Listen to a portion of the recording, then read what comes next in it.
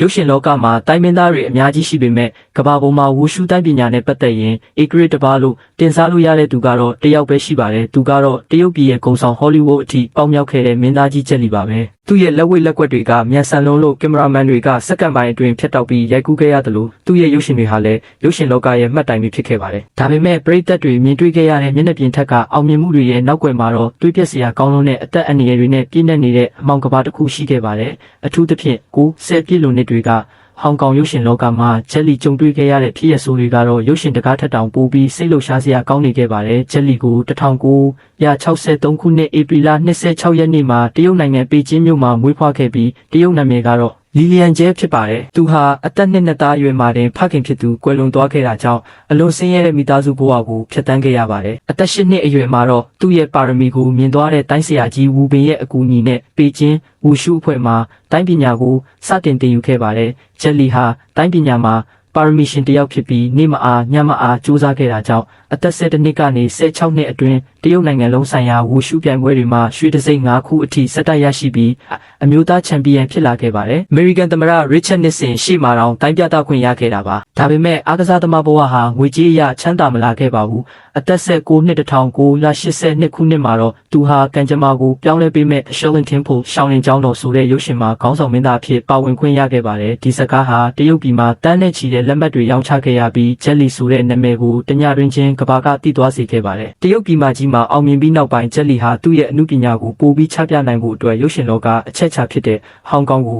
ထွက်ခွာလာခဲ့ပါတယ်။1990ခုနှစ်မှာဒါရိုက်တာကွန်လန်ဇွိုင်ဟတ်ရိုက်ကူးတဲ့ Once Upon a Time in China ဝန်ဖေးဟုံစကားမှာပါဝင်ခဲ့ပြီးဟောင်ကောင်ရဲ့နံပါတ်1အရှင်မင်းသားဖြစ်လာခဲ့ပါတယ်။ဒါပေမဲ့အဲ့ဒီအချိန်ကဟောင်ကောင်ရုပ်ရှင်လောကဟာရွှေခေတ်ဖြစ်တယ်လို့တစ်ဖက်မှာလည်းမာဖီးယားခေါ်တရုတ်တာအိုဂိုင်းစတာထရိုင်တွေကြီးစိုးနေတဲ့အချိန်မှာတာအိုဖွဲ့တွေဟာရုပ်ရှင်လုပ်ငန်းကနေငွေမဲတွေကိုငွေဖြူလျှော်ဖို့အတွက်မင်းသားမင်းသမီးတွေကိုတနက်နဲ့ချိန်ပြီးအထမရုပ်ရှင်ရိုက်ခိုင်းတာငွေညစ်တာတွေလုပ်လို့ရှိပါတယ်ဂျက်လီဟာပထမဆုံး Golden Harvest ရုပ်ရှင်ကုမ္ပဏီနဲ့စာချုပ်ချုပ်ပြီးရိုက်ကူးခဲ့ပေမဲ့ကုမ္ပဏီကသူ့ကိုကတိပေးထားတဲ့လုပ်အားခတွေအပြည့်အဝမပေးဘဲခေါင်းပုံဖြတ်ခဲ့ပါတယ်ဒါကိုဂျက်လီကမခံမရနိုင်ဖြစ်ပြီးရိုက်ကူးရေးကိုတပိတ်မောက်ခဲ့ပါတယ်ဒီနေရာမှာဂျက်လီဘက်ကနေမတရားမှုကိုရင်ဆိုင်ပေးဖို့ရောက်လာတဲ့သူကတော့ဂျင်ချန်ဂျင်ချန်ချွိုင်ချန်မင်းဆိုတဲ့ဟောင်ကောင်ကနာမည်ကြီးရုပ်ရှင်ထုတ်လုပ်သူနဲ့မန်နေဂျာတယောက်ပဲဖြစ်ပါတယ်။မန်နေဂျာဂျင်မန်ချန်ဟာဂျက်လီကိုကုမ္ပဏီဟောင်းရဲ့ဖိနှိပ်မှုတွေကနေကယ်ထုတ်ပေးခဲ့ပြီးဂျက်လီအတွက်ကိုပိုင်ရုပ်ရှင်ကုမ္ပဏီတစ်ခုထောင်ဖို့နဲ့ Fist of Legend ဇာတ်ကားကိုရိုက်ကူးဖို့စီစဉ်ပေးခဲ့ပါတယ်။ဒါဟာဂျက်လီကိုငွေရှာဆက်လို့အသုံးချခြင်းနေတဲ့တာအိုဂိုင်းစတားတွေအတွက်တော့အကြီးအကျယ်ဒေါသထွက်စရာဖြစ်သွားခဲ့ပါတယ်။1992ခုနှစ်ဧပြီလ16ရက်နေ့မှာတော့တုံးလုံးစရာဖြစ်ရဆိုးကြီးဖြစ်ပွားခဲ့ပါတယ်။ဂျက်လီရဲ့မန်နေဂျာဂျင်ချန်ဟာသူ့ရဲ့ရုံးခန်းအပြင်ဘက်မှာတင်တနက်သမား2ယောက်ရဲ့အနီးကပ်လှုပ်ကြံပစ်ခတ်ခြင်းကိုခံခဲ့ရပြီးနေရာမှာတင်ပွဲချင်းပြီးတေဆုံးသွားခဲ့ပါတယ်။ဒီသတင်းကိုကြားလိုက်ရတဲ့အချိန်မှာဂျက်လီဟာတကူလုံးတုံရင်သွားခဲ့ရပါတယ်။ဘာဖြစ်လို့လဲဆိုတော့တာအိုဂိုင်းတွေရဲ့တကယ်ပြစ်မှတ်ကမန်နေဂျာတင်မကပဲသူကိုယ်တိုင်လည်းဖြစ်နေနိုင်လို့ပါပဲ။အဲ့ဒီအချိန်ကစပြီ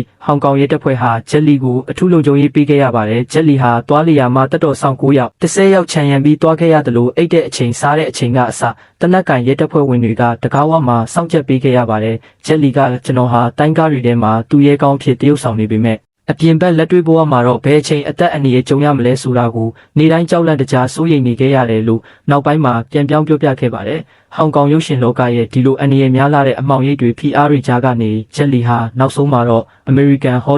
Hollywood တပတ်ကိုကူးပြောင်းမှုဆုံးဖြတ်ခဲ့ပါတယ်1998ခုနှစ်မှာထွက်ရှိခဲ့တဲ့ Little Weeper လေးဇာတ်ကားမှာလူဆိုးပီလိန်ဖြစ်ပထမဆုံးပါဝင်ခဲ့ပြီးသူ့ရဲ့ထူးခြားပြောင်မြောက်လာတဲ့တိုင်းကွက်တွေကြောင့် American ပရိသတ်တွေရဲ့အသေးဆွဲဖြစ်သွားခဲ့ပါတယ်အဲ့ဒီနောက်မှာတော့ Romo Mustang Kiss of the Dragon နဲ့ကဘာကျော် The Expendable ဇာတ်ကားတွေနဲ့အတူကဘာအဆင့်အရှင်မင်းသားကြီးတစ်ယောက်ဖြစ် Hollywood ရဲ့ထိပ်တန်းစည်းရုံးဝင်ဖြစ်လာခဲ့ပါတယ်သူဟာဟောင်ကောင်ရဲ့မာဖီးယားဂိုင်းတွေရဲ့လက်ကနေရုံထွက်ပြီးမိမိကိုယ်ကိုကဘာအဆင့်ထိမြင့်တင်နိုင်ခဲ့တဲ့သူရဲကောင်းစစ်တစ်ယောက်ဖြစ်ခဲ့ပါတယ်လက်ရှိအချိန်မှာတော့မင်းသားကြီးဂျက်လီဟာအသက်အရွယ်ရလာတာနဲ့အမျှကျန်းမာရေးအခြေအနေကြောင့်အရှင်ရုပ်ရှင်တွေရိုက်ကူးခြင်းကနေအနားယူထားခဲ့ပါပြီသူဟာသူ့ရဲ့အချိန်တွေကိုပရာဟိတလုပ်ငန်းတွေလှုပ်ဆောင်ခြင်းနဲ့ဗုဒ္ဓဘာသာတရားဓမ္မတွေကိုလေ့လာလိုက်စားရင်းငြိမ်းချမ်းစွာဖြတ်သန်းနေပါတယ်